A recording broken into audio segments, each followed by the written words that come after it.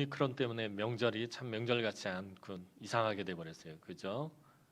고향 가시는 분들도 참 마음의 부담이 많고 그런 상황 가운데 있습니다. 왜 코로나 때문에 우리가 이런 고난을 당해야 하나? 이렇게 생각하면은 답이 없어요. 이따가도 말씀을 드리겠지만 항상 우리 삶에 생긴 어떤 문제들, 고난들, 힘겨운 어려움들을 향해서 왜? 하고 질문을 던지면 답이 없어요. 하나님 절대 그때는 답을 알려주시잖아요. 그런데 그런 힘겹고 어렵고 고통스러운 상황 가운데서 하나님 제가 어떻게 하면 좋겠습니까? 라고 하나님 앞에 물으면 하나님 그때는 답을 주신다는 거예요. 왜라고 묻는 것이 아니라 하나님께 어떻게 할까요? 물어야 된다는 거예요. 그러니까 믿음이라는 것은요, 제가 늘 말씀드리지만 무조건 믿습니다 그런 게 아니라 믿음은 사실 우리의 신앙에 있어서 관점을 바꾸는 거예요. 예수 믿는다고 해서 우리의 삶의 형편이 확 뒤집어지나요? 천지개벽하듯이 가난한 사람이 갑자기 부자가 되고 병 걸렸던 사람은 병이 확 낫고, 물론 그럴 때도 있어요. 그러나 예수 믿는다고 해서 우리 삶의 환경이 변하지는 않아요. 그럼 믿음이라는 게 뭐예요? 관점이 변하는 거예요. 우리 지난주에 살펴본 것처럼 야곱이 정말 자기를 정결하게 가족들과 함께 우상을 버리고 하나님 앞에 온전한 예배를 드려요. 예배의 감격과 감동을 누려요. 그럼에도 불구하고 그의 삶에 네 가지 너무나 고통스러운 죽음이 찾아왔어요. 우리가 믿음을 갖기 전에는 그런 상황을 처하면 어떻게 됩니까? 왜 이런 문제가 생기냐? 내가 하나님 앞에 정말 열심히 예배하고 섬기고 헌신하고 헌금하고 내가 하나님 앞에서 말씀 붙잡고 살려고 그렇게 몸부림쳤는데 왜 나에게 이런 문제가? 이렇게 관점이 되어져요. 그러나 정말 우리가 풍성한 은혜를 누리고 진정한 믿음의 길로 나아가면 관점이 변해요. 지난주에 말씀드린 것처럼 하나님 앞에 온전한 예배를 드리고 그 예배의 감격과 감동을 누렸기 때문에 그의 삶에 찾아온 그 네 가지 너무나 고통스러운 그 죽음을 이겨낼 수 있었다라는 것입니다.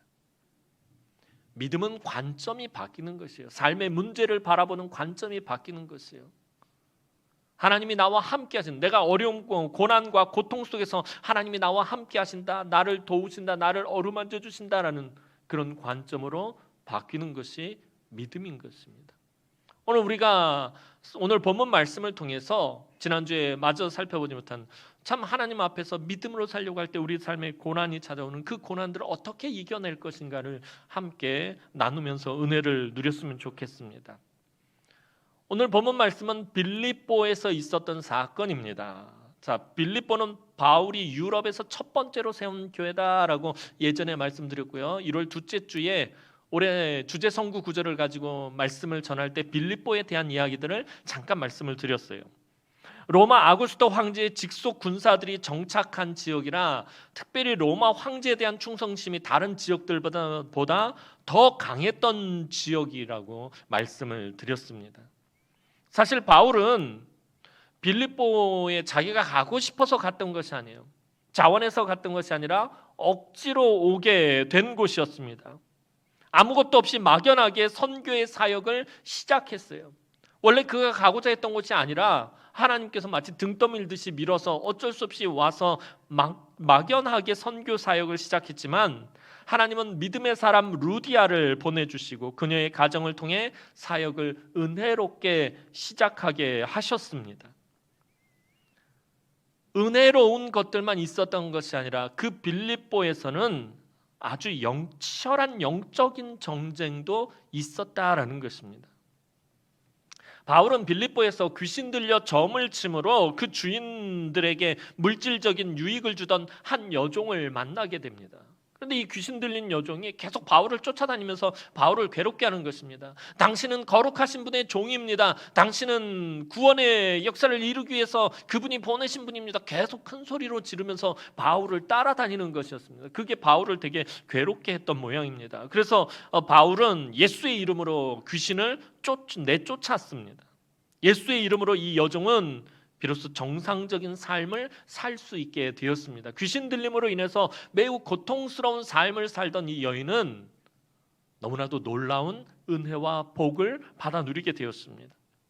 그런데 이 일을 매우 싫어했던 사람들이 있었습니다. 그들은 이 여종을 통해서 많은 돈을 벌던 주인들이었습니다. 우리가 읽지는 않았지만 19절을 보면 수익의 소망이 끊어졌다라고 말하고 있어요.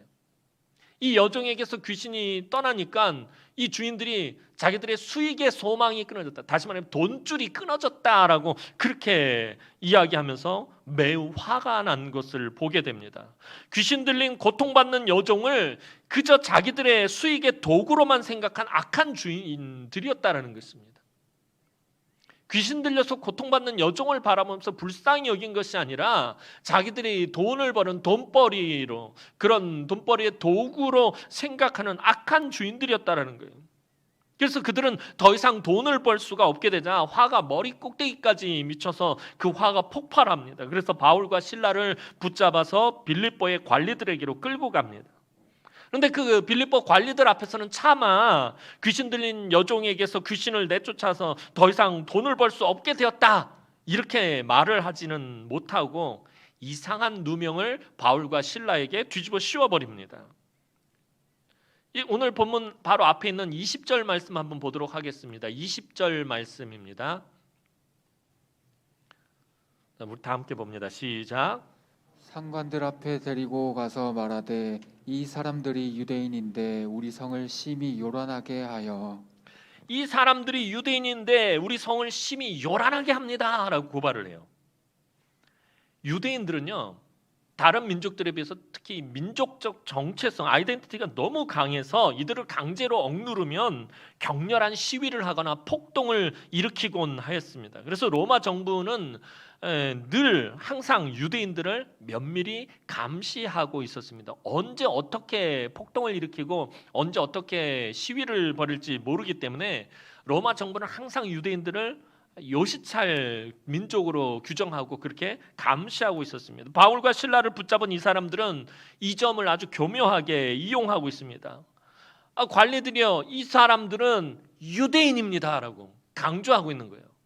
언제 어디서 무슨 짓을 할지 모르는 유대인들입니다. 이 사람들이 빌립보에서 큰 소동을 일으키려고 합니다라고 그렇게 고발을 하고 있는 것입니다.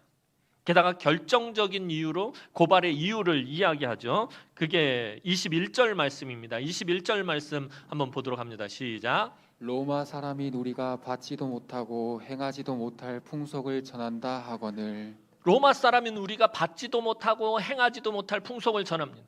이 사람들은 우리가 도저히 받아들일 수 없는 것을 이야기합니다 라고 말을 해요. 전에 말씀드린 것처럼 로마인들에게 유일한 큐리오스, 주인 이런 것은 오직 누구라고 그랬죠? 로마 황제뿐입니다. 로마 사람들이 헬라어로 큐리오스, 주인, 주님, 이 말을 쓸 수 있는 대상은 오직 로마 황제뿐입니다. 그런데 바울은 빌립보에 와서 주 예수 그리스도를 믿으라라고 복음을 전하고 있단 말이에요. 이 큐리오스, 주라는 말을 예수에게도 사용하고 있는 것이었습니다. 이것은 빌립보 사람들에게 매우 예민한 사항이었습니다. 아까 말씀드린 것처럼 빌립보는 특별히 로마 황제에 대한 충성심이 강한 지역이었다라고 말씀드렸어요. 아주 예민한 정치적인 사항을 들고서는 바울과 실라를 고발한 것입니다. 이 바울을 붙잡아온 사람들은 자신들의 물질적인 손해 때문에 고발하면서도 마치 로마에 대한 충성심이 자기들이 매우 강한 것처럼 그렇게 고발하고 있었습니다.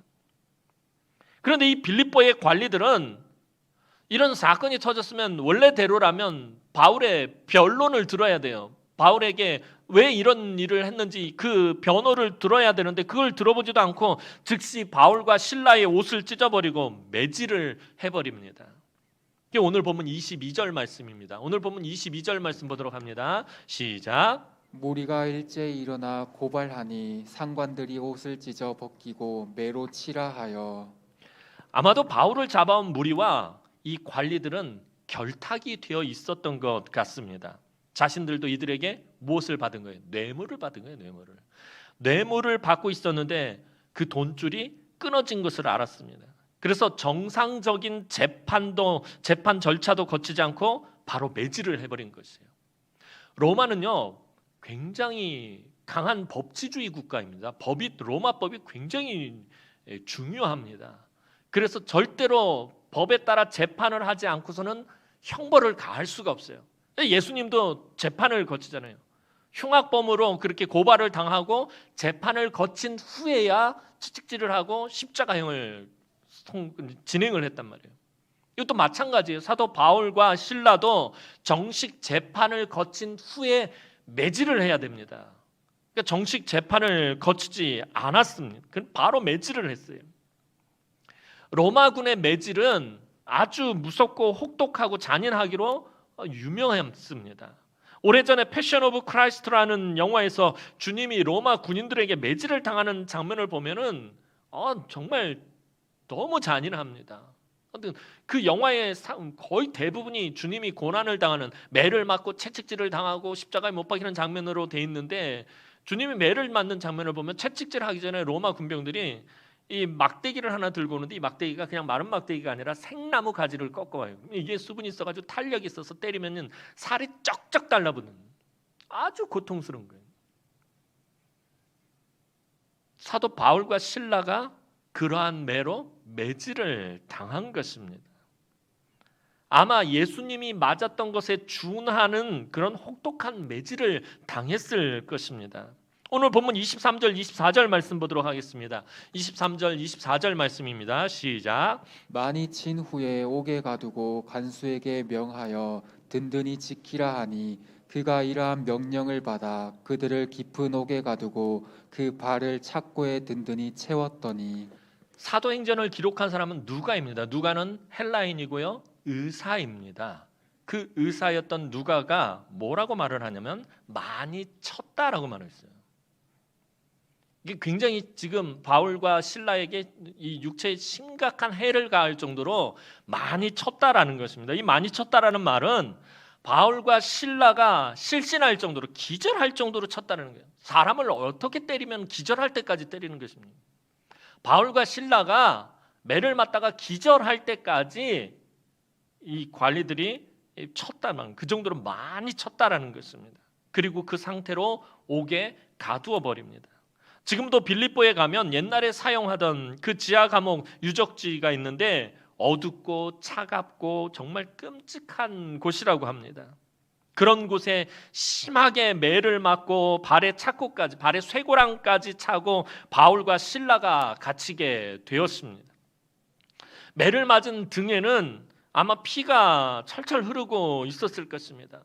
보통 기둥에다가 손을 묶고 뒤에서 등을 매질을 하게 되어 있습니다. 등이 옷을 찢고 맞았으니까 생등에 아주 그냥 다 찢기고 막 뼈가 드러날 정도로 그렇게 아마 맞았을 것이에요. 그렇게 피가 흐르고 편하게 누울 수 있는 곳이 아닌 차가운 돌바닥에 던져버렸습니다. 얼마나 아프고 고통스러웠겠습니까? 감옥에 무슨 침대가 있었겠습니까? 뭐가 있었겠습니까? 그냥 차가운 돌바닥에 지푸라기 몇 개 좀 깔려있는, 거기다 그냥 실신한 바울과 실라를 던져버렸어요. 오늘 우리도 조금만 몸이 아파도 그 편한 침대가 불편해서 잠을 못 이룹니다. 여러분들 몸이 아프면 몸살만 걸려도 침대가 아무리 편안한 침대라도 이렇게 눕고 저렇게 눕고 침대가 불편해요. 몸이 좀만 아파도 불편한데 지금 매를 그렇게 맞고서는 차가운 돌바닥에 던져졌으니 얼마나 고통스럽고 얼마나 힘들었겠습니까? 가히 상상이 되지 않는 부분입니다. 우리가 바울과 실라가 빌립보에서 매를 맞았다고 해서 그냥 대충 몇 대 맞고 끝났다고 생각하면 안 돼요. 예수님이 맞은 거에 준할 만큼 맞았을 거예요. 빌립보에서 있었던 그날 있었던 사건에 대해서 한마디도 변론도 못하고 고통을 당하는 바울과 실라의 마음이 어떻겠습니까? 정말 기가 막히고 코가 막히고 억울하고 분통이 터졌을 거예요. 제가 바울이라면 하고 입장에 항상 여러분들 말씀을 보면서 한번 감정을 이입해 보시기 바랍니다. 내가 바울이라면 이런 상황에 어떤 감정이 들었겠어요? 억울하고 이건 분통이 터지는 거예요. 무엇보다도 하나님이 원망스러웠을지 모릅니다. 제가 바울이었다면 전 진짜 하나님 원망했을 것 같아요. 원래 바울은 빌립보로 오려고 한 것이 아니라고 아까 말씀을 드렸잖아요. 원래 바울은 소아시아에서 복음을 전하려고 했어요. 소아시아에서 복음을 전하려고 준비를 얼마나 철저히 했는지 몰라요. 완벽주의자였던 바울은 뭔가 계획을 세우면 그 계획을 실행하는 데 있어서 준비를 아주 철두철미하게 하는 사람입니다. 소아시아에 가려고 준비를 철저하게 했어요. 그런데 성령이 막으셨어요. 성령이 소아시아로 가지 못하게 몇 번을 막으셨단 말이에요. 그렇게 철저하게 복음을 전할 준비를 했는데 성령이 그 모든 준비를 무용지물로 만들더니 갑자기 마게도냐로 가라고 하는 거예요. 그래서 어쩔 수 없이 아무 준비도 없이 그냥 막연하게 빌립보로 오게 된 것입니다. 오고 싶어서 온 것이 아니에요. 가라고 하니까 순종하며 성령께 순종하며 왔단 말이에요. 아무런 준비도 없이 막막한 상태에서 사역을 시작했고 귀신 들려서 고통을 당하던 여종을 예수의 이름으로 고쳐주었어요. 그런데 이런 어려움과 고통과 고난을 당하는 것입니다. 얼마나 억울하고 분통이 터지겠습니까? 말도 안 되는 누명을 씌워가지고 고발을 당하고 그리고 재판도 받지 못하고 기절할 때까지 매를 맞고 차가운 감옥에 던져졌단 말이에요. 지난주에 살펴본 것처럼 베델에서 온전한 예배를 드렸던 야곱에게 4가지 죽음이 고통스럽게 찾아온 것처럼 성령께 순종하며 성령의 인도하심을 받은 바울이 빌립보에서 매를 맞고 옥에 갇히게 되었어요. 오늘 우리가 신앙생활하면서 바울처럼 매를 맞지는 않는다 할지라도 우리도 이런 비슷한 경험을 할 때가 많습니다. 내가 왜 고난을 당해야 하는지, 왜 이런 어려움을 겪어야 하는지, 왜 고통 속에서 눈물을 흘려야 하는지, 왜 이렇게 억울한 일을 당해야 하는지, 왜 내 육신이 갑자기 아파서 병들어야 하는지 도무지 알 수 없을 때가 많습니다. 어떤 때 너무나도 억울하고 원통하고 답답해서 잠도 이루지 못하고 밤을 지새울 때도 있어요. 아마 여러분들 한두 번은 이런 경험들을 해봤을 거예요. 신앙생활 하면서 너무 억울하고 너무 원통하고 너무 분해서 잠도 오지 않은 그런 때도 있었을 거죠. 도대체 왜 우리에게 이런 일이 발생하는 것입니까? 내가 뭐 잘못한 것이 있다면 이해라도 하겠어요. 아, 내가 잘못해서 내가 하나님 앞에 범죄해서 하나님이 나를 치시는구나. 그런데 정말 열심히 신앙생활 하려고 예배도 열심히 나오고 열심히 섬기고 헌신하고 봉사하고 헌금도 하고 정말 말씀대로 살려고 몸부림치는데 왜 내 삶에 계속해서 고난이 찾아오고 괴로움이 찾아오고 고통이 찾아오느냐.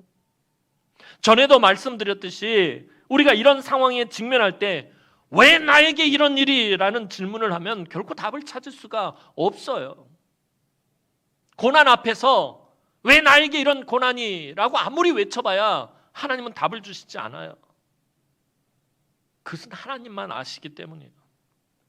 이런 때 우리가 던져야 할 질문은 아까 말씀드렸던 것처럼 하나님, 이 힘들고 괴롭고 고통스러운 상황에서 내가 어떻게 해야 합니까? 어떻게 해야 이것을 이겨낼 수 있습니까? 어떻게 해야 하나님 내가 이 고난 가운데서 기쁨을 누리고 이 고난 가운데서 평안을 누릴 수 있겠습니까? 그렇지 않으면 우리 앞에 있는 이 문제를 해결할 방법이 없다라는 거예요. 믿음은 관점의 문제라고 그랬어요. 고난 앞에서 왜를 부르짖는 것이 아니라 하나님 어떻게 할까요? 거기서부터 문제는 해결되어진다는 거예요. 그런데 우리가 고난 앞에서 왜라고 질문을 던지는 순간 우리 귀에는요 이상한 소리가 들립니다. 뭐 어떤 환청이 들린다라는 것이 아니라 우리 마음 속에 우리 마음 가운데 이런 생각이 든다라는 거예요. 네가 그렇게 열심히 했는데 하나님이 어찌 너에게 그러실 수가 있느냐. 거 봐라. 하나님은 너와 함께하지 않는 것이다. 하나님이 너를 버리셨다. 하나님은 네 문제와 네 고통에 전혀 관심이 없다. 고난이 계속 지속되면 무슨 생각이 들어요? 우리 안에서 하나님이 나와 함께하지 않는가 보다. 하나님이 나를 버리셨나? 고통이 더 심해지면 어떻게 해요? 하나님이 내 문제에 전혀 관심이 없다는 그런 생각이 마음에 든다는 거예요. 사실 고통과 어려움을 당할 때보다 고난을 당할 때보다 이런 생각이 내 마음에 들 때가 가장 큰 위기인 것입니다. 하나님이 나를 사랑하지 않아. 하나님이 나를 버리셨나 봐. 그렇다면 왜 나에게 이렇게 저주와 같은 일들이 일어나는 것일까? 이런 소리가 내 마음에 들리기 시작하면 하나님의 사랑을 의심하게 되고 더욱 하나님을 불평하고 원망하게 되고 시험에 깊이 빠지게 됩니다. 그렇다면 이런 어려움 가운데서 어떻게 해야 우리가 빠져나올 수 있고 어떻게 해야 헤어나올 수 있는 것입니까? 오늘 사도 바울이 우리에게 그 힌트를 주고 있는 것입니다.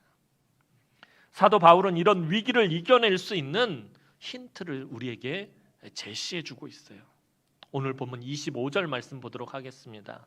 오늘 본문 25절 말씀입니다. 다 함께 읽습니다. 시작. 한밤중에 바울과 실라가 기도하고 하나님을 찬송하며 죄수들이 듣더라. 기절할 때까지 매를 맞고 감옥에 갇힌 바울과 실라는 한밤중이 되어서야 간신히 정신을 차리게 되었어요. 여러분들 이 본문을 보면서 한밤중에 바울과 실라가 기도하고 하나님을 찬송하며 죄수들이 듣더라. 이 안에 숨겨진 정보들을 잘 찾아보셔야 돼요. 그냥 사도 바울이 실라와 함께 밤중이 되어서 그냥 저녁 때에 돼서 그냥 있다가 밤이 되어서 기도하고 찬송했다라는 말이 아니에요. 이 마을에 숨겨진 정보들을 풀어내면 어떤 말이 되냐면 한밤중이 돼서야 간신히 정신을 차렸다는 거예요. 아까 매를 많이 쳤다라고 얘기했잖아요. 기절할 때까지 때린 거예요. 그렇게 매를 맞고 정신줄을 놓고 있다가 한밤중이 돼서야 정신이 돌아온 거예요. 정신을 차리고 나서 한밤중에 기도와 찬송을 했다는 게 얼마나 심하게 매질을 당했던지 그때야 정신을 차렸다라는 것을 이 본문이 우리에게 알려주는 것이에요. 정신을 차리자마자 바울과 실라는 간신히 몸을 추스리고서는 왜 우리에게 이런 일이라고 억울함과 분통함을 토한 것이 아니라 무엇을 하기 시작했다고요? 기도하기 시작했다는 거예요. 더욱이 하나님을 찬송하기까지 합니다. 억울해서 하나님께 따져 묻듯이 기도는 할 수 있을지 모르겠어요. 여러분들 우리가 힘들고 어려운 일을 당했을 때 하나님 왜 나한테 이런 일이 일어나는 것입니까? 도대체 하나님 나에게 왜 그러신 것입니까? 하고 따져 묻듯이 하나님 앞에 기도는 할 수 있을지 모르겠어요. 그런데 찬송이 나온다라는 것이 어디 쉬운 일이겠습니까? 찬송은요, 하나님을 감사하고 하나님을 경배하고 기뻐하고 은혜에 관한 찬송이지 찬송이 무슨 원망하는 찬송이 어디 있고 불평하는 찬송이 어디 있습니까? 찬송을 했다라는 것은 하나님께 감사했다라는 거예요. 이게 쉬운 일이냐는 거예요. 고통 속에서도 정신을 차리고 기도하던 바울과 실라는 거기서 하나님의 은혜를 체험하게 됩니다. 하나님의 위로와 능력이 그들과 함께 하신다는 것을 깨닫게 됩니다. 그러자 가슴 깊은 곳에서 찬양이 터져 나오기 시작한 것이에요. 어떤 찬양을 했는지 알 수는 없지만 오늘로 치자면 만약 사도 바울이 오늘 우리의 찬송가를 가지고 있었다면 아마도 이렇게 찬양했을지 몰라요. 아까 좀 이따가 우리가 부를 거지만 내 영혼의 그 깊은 데서 맑은 가락이 몰려오네. 울려나네. 하늘 곡조가 흘러나와 내 영혼을 고이 싸네. 평화로다. 하늘 위에서 내려오네. 아마도 사도 바울이 이렇게 찬양하지 않았을까 싶어요.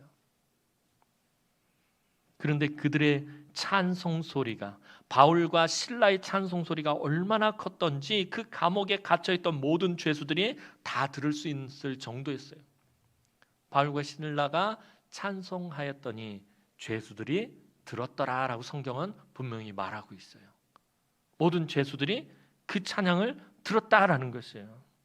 그 죄수들 중에는요, 그 감옥에 갇혀 있는 죄수들 중에는 아주 흉악한 죄를 범해서 들어온 사람, 바울처럼 억울한 일을 당하고 들어온 사람, 혈기가 가득한 사람, 온갖 분노와 증오로 가득한 사람도 있었을 거예요. 그 빌립보에서 인간 말종 같은 사람도 거기 붙잡혀 왔을 테고요, 살인범도 들어와 있을 테고요, 속된 말로 완전 개차반 같은 사람도 거기에 들어와 있었을 것이에요. 감옥은 영적으로 참 많이 짓눌린 곳이었습니다. 그런데 그러한 사람들이 바울과 실라의 찬송을 가만히 듣고 있었단 말이에요. 아 시끄러워요. 거기 잠이나 좀 자게. 그거 조용히 해. 막 이렇게 소리를 지르는 게 아니라 그 찬송을 듣고 있었다라고 성경은 말하고 있어요. 가만히 그 찬양, 바울과 실라의 찬양을 그 험한 사람들이, 그 흉악한 사람들이 가만히 듣고 있었다라는 것입니다. 그런데 그렇게 한맺히고 원통하고 분노와 증오로 가득한 곳이 바울과 실라의 기도와 찬송 소리에 완전히 다른 곳으로 변해버렸어요. 그 거칠고 드센 죄수들이 아무 소리도 못하고 가만히 바울과 실라의 찬송 소리를 듣고만 있었다는 거예요. 왜 그런 거예요? 그들에게도 무엇이 찾아온 것이에요? 평안이 찾아온 것이에요. 그들의 마음에 말로 다 할 수 없는 평안이 찾아왔기 때문에 그 흉한, 그 험한 사람들이 가만히 듣고 있었던 것이에요. 그들이 얼마나 평안을 누렸던지 알 수 있는 것은 조금 후에 옥문이 열리는 기적이 일어났는데도 아무도 감옥에서 도망한 사람이 없었다는 것을 보면은 그들이 얼마나 큰 평안을 누리고 있는지 알 수 있어요.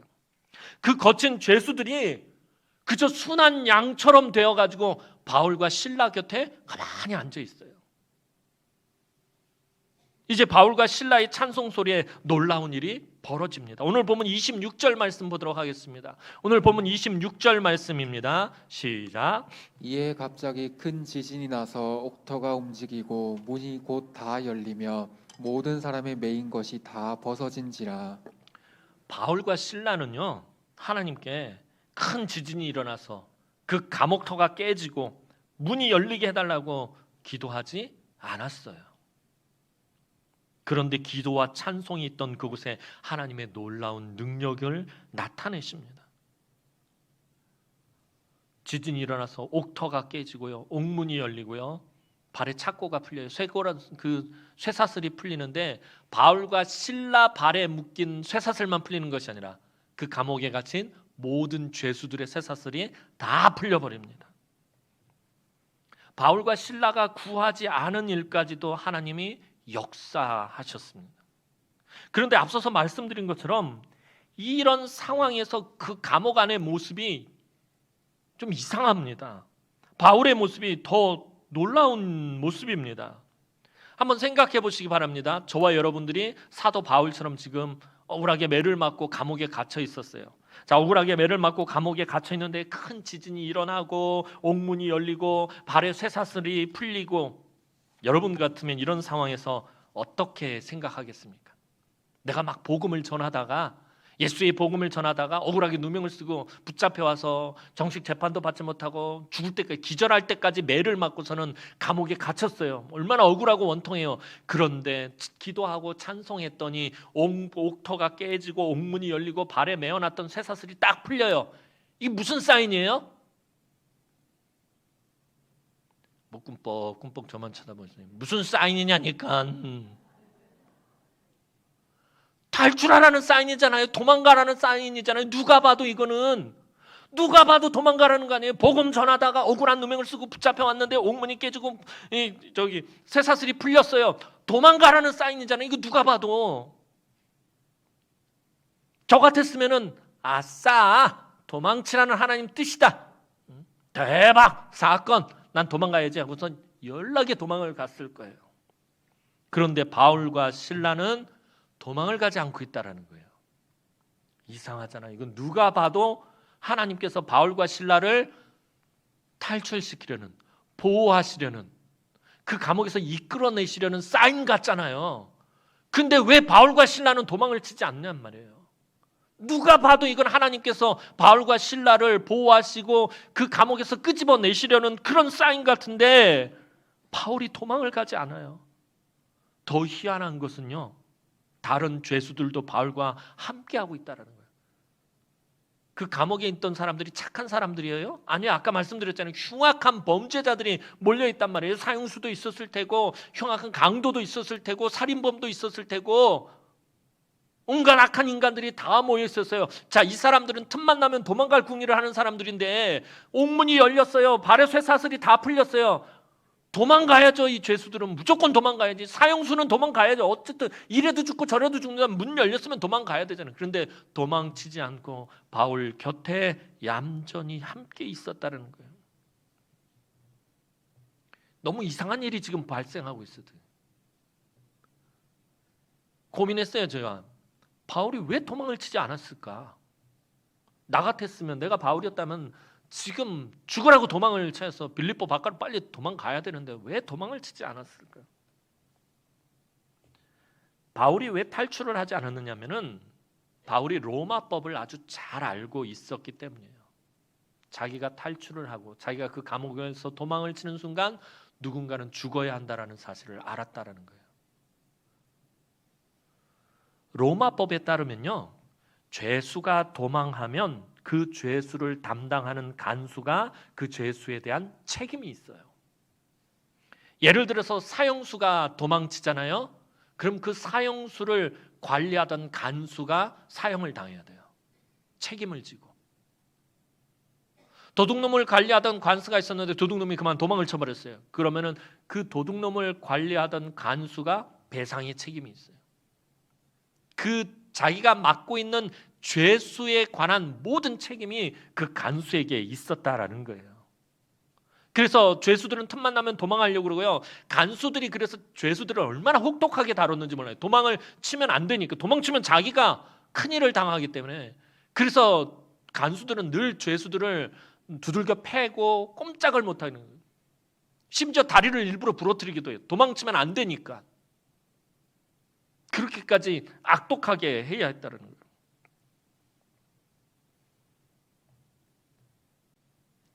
사도 바울은요, 자기가 탈출하고 여기 있는 사람들을 데리고 탈출을 하면은 누가 죽을 걸 알았어요? 그 감옥의 간수들이 죽을 걸 알았단 말이에요. 그래서 오늘 본문 다음 이야기를 보면요, 죄수가 다 도망한 줄 알고 간수가 어떻게 해요? 절망에 빠져서 칼을 뽑아가지고 자결을 하려고 그래요. 스스로 목숨을 끊으려고 해요. 왜? 어차피 죽어요. 사형수나든지 흉악한 범죄가 도망갔으면은 자기가 책임을 져야 돼요. 목숨으로 책임을 져야 돼요. 그래서 죄수들이 다 도망한 줄 알고 간수가 스스로 자결을 하려고 해요. 똑같은 위기와 고난을 당했는데 간수는 그 고난을 이겨내지 못하고 자기 목숨을 스스로 끊으려 하고 있는 모습을 보게 됩니다. 이에 바울이 아주 다급히 간수를 말립니다. 큰 소리로 말립니다. 너의 몸을 상하게 하지 마라. 간수여, 너의 몸을 상하게 하지 마라. 여기 다 있다. 도망친 사람 한 사람도 없다라고 그것을 알려줍니다. 이 간수는요, 그 감옥에서 오래도록 일을 하면서 별의별 죄수들을 다 보았으며 산전수전 다 겪은 간수였을 거예요. 얼마나 흉악한 인간들. 그 감옥에까지 올 정도면 얼마나 거칠고 드세고 흉악한 자들이 겪겠어요. 별의별 죄수들을 다 보았어요. 산전수전 진짜 다 겪은 간수가 그 감옥에서 보게 된 그 장면은 너무나 황당한 장면이었다는 거예요. 도무지 이해할 수 없는 장면이었어요. 감옥 문이 열렸고 발에 차고도 다 풀렸는데 틈만 나면 도망가려고 했던 그 죄수가 한 명도 도망가지 않고 바울과 실라 곁에 너무나도 편안하게 얌전히 앉아 있는 거예요. 이 장면을 우린 그냥 보고 있지만 이 간수 입장에서 보면 이건 말도 안 되는 장면인 거예요. 도무지 이해가 안 되는 장면인 거예요. 저 흉악한 놈들이 언제든지 틈만 나면 도망가려고 하던 저놈들이 지금 얼마나 좋은 찬스예요. 그런데 도망을 가지 않았어요. 바울과 실라 곁에 얌전히 순한 양처럼 앉아 있는 거예요. 너무나 평안한 모습으로 그러고 있는 거예요. 얼마나 황당했겠어요. 이건 무엇으로도 설명이 되지 않는 그런 상황입니다. 너무나도 놀란 간수가 그 영적인 분위기에 눌려가지고 바울에게 다급하게 묻습니다.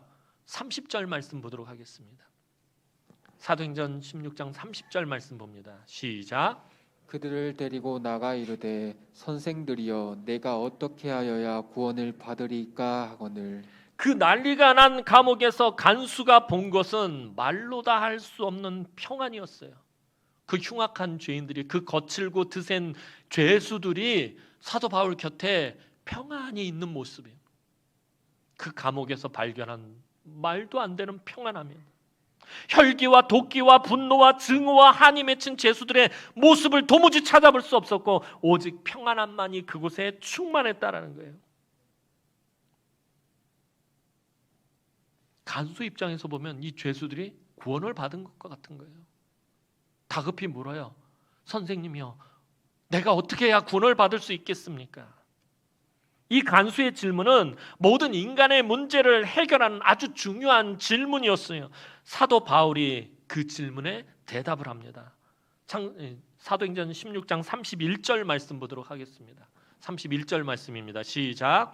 이르되 주 예수를 믿으라. 그리하면 너와 내 집이 구원을 받으리라 하고. 인간이 처한 모든 문제에 어떻게 해결할 수 있습니까? 주 예수를 믿으면 된다라는 것입니다. 늘 말씀드리지만 성경의 답은요, 성경의 진리는 복잡하거나 어렵지 않고 아주 간단합니다. 어떻게 하면 구원을 얻을 수 있습니까? 라는 이 간수의 질문에 사도 바울은 아주 간단하게 대답하죠. 주 예수를 믿으라. 그리하면 너와 네 집이 구원을 받으리라. 진리는 간단해요. 예수를 믿으면 된다라는 것입니다. 인생들의 진정한 주인 큐리오스는 로마의 황제가 아니라 오직 예수라고 고백하면 된다라는 것입니다. 네 삶의 주권자는 예수다라고 인정하면 된다라는 것입니다. 사랑하는 성도 여러분, 오늘 본문 사건은요, 단 하루 사이에 벌어진 사건들이었습니다. 단 하루 사이에 간수와 간수의 가정이 구원을 받게 되었어요. 그리고 루디아의 가정과 이 간수의 가족들을 통해서 본격적으로 빌립보 교회가 세워지게 됩니다. 오늘 본문 사건은 바로 이 간수의 가정을 구원하시려는 하나님의 계획이 있었음을 비로소 알게 됐다는 거예요. 바울과 실라가 당한 고난과 고통은 무엇을 위한 것이었어요? 이 간수를 구원하시려는 하나님의 계획이었다는 거예요. 바울이 당한 그 억울한 일과 고통과 고난은 결국 누군가를 구원하시려는 하나님의 계획이었다라는 것입니다. 그 고통스럽고 억울했던 밤은 새벽에 놀라운 구원의 소망을 준비하고 있었던 것입니다. 복음을 전하는 바울, 죽어가는 영혼들을 살리려고 했던 바울이 비로소 그 감옥에서 깨달은 것이 그거예요. 자기가 당한 고난이 누군가를 살리려는, 누군가를 구원하려는 하나님의 계획이었다라는 것을 깨달은 것이에요. 그래서 그가 옥터가 깨지고 옥문이 열리고 쇠사슬이 풀렸을 때 그곳을 나가지 않은 것이에요. 우리는 인생에 어둡고 고통스러운 밤이 찾아오면 그것을 어떻게 해서든지 피하려고 합니다. 그렇잖아요. 여러분들의 삶에 고난의 밤이 찾아오는 것을 원하는 사람 어디 있어요? 다 그거 거부하려고 하잖아요. 아니면 억울함과 원통함에 분노할 때가 많아요. 그런데요, 하나님은 인간을 위해서 낮만 창조하신 것이 아니라 밤도 창조하셨다는 거예요. 인간을 위해서 낮과 밤을 창조하셨어요. 고난과 고통과 어둠과 위기의 밤을 통해서 하나님은 우리를 연단시키셔요. 우리를 정화시키신다는 거예요. 어떻게 연단하십니까? 그 깊고 어두운 밤, 고난과 고통이 넘치는 그 밤에 기도하게 하시고 찬송하게 하십니다. 성경에 등장하는 우리 믿음의 선조들은 다 이 어두운 밤을 지나며 소망의 아침을 맞이했던 사람들이었음을 기억하시기 바랍니다. 우리 믿음의 선조들은 그 힘들고 어려운 밤을 찬양하며 버텨냈습니다. 가장 대표적인 사람이 누구예요? 다윗입니다. 밤새 눈물을 흘리며 하나님께 부르짖고 찬양했던 다윗을 하나님 늘 위로하셨고 어루만져 주셨고 기쁨과 평안을 주셨으며 결국에는 모든 대적과 원수들을 물리쳐 주셨어요. 사랑하는 성도 여러분, 정말 고통스럽고 괴롭고 가슴이 터져버릴 것 같은 답답한 밤에 무슨 힘으로 찬양할 수 있어요? 오늘 다윗과 신라가 그 밤에 피떡이 되어서 정신을 잃고 있다가 간신히 정신을 차리고서는 기도하고 하나님을 찬송하는데 무슨 힘으로 찬양을 한 것이에요? 이게 말처럼 쉬운 일입니까? 사실 이런 상황이 되면 이게 쉽지가 않아요. 저도 힘들고 어려웠을 때 입에서 찬양이 안 나오더라고요. 이게 사실 말도 안 됩니다. 억장이 무너진 가슴에 무슨 흥이 있어서 노래를 한다는 거예요. 지금 죽게 생겼는데 무슨 흥이 있어서 노래를 하냐고요. 사실 고난과 고통의 밤에 부르는 찬양, 광야와 같은 인생길 한복판에서 부르는 찬양은요, 우리 힘으로 부르는 찬양이 아니에요. 내 의지로, 내 능력으로 부르는 찬양이 아니에요. 그것은 성령의 능력으로 부르는 찬양입니다. 성령께서 우리로 부르게 하시는 것이에요. 예수 믿는 사람들이 성령의 충만함을 받아야 하는 이유가 거기 있는 거예요. 성령께서 부르게 하셨기 때문에 부를 수 있는 것이에요. 그래서 그 어둡고 괴로운 때에 부르는 찬양이 우리의 영혼 깊숙한 곳을 울리는 것이에요. 내 인생이 한 치 앞도 보이지 않을 때, 사랑하는 사람을 떠나보냈을 때, 건강이 갑자기 나빠졌을 때, 그리고 우리가 실패했을 때, 억울할 때, 괴로울 때, 인생의 밤이 찾아왔을 때 부르는 찬양은 우리의 영혼 깊은 곳에서 솟아나오는 찬양입니다. 코로나 속에서 참 힘들고 어려운 때를 저와 여러분들이 살아가고 있어요. 이게 언제 끝날지 도무지 끝도 보이지 않고요. 확진자가 지금 이렇게 막 10,000명 넘어가고 20,000명, 30,000명 돼가고요. 이렇게 힘들고 어려운 코로나 속에서 살아갈 때 우리 성도들이 성령이 주시는 힘으로 찬양하시기 바랍니다.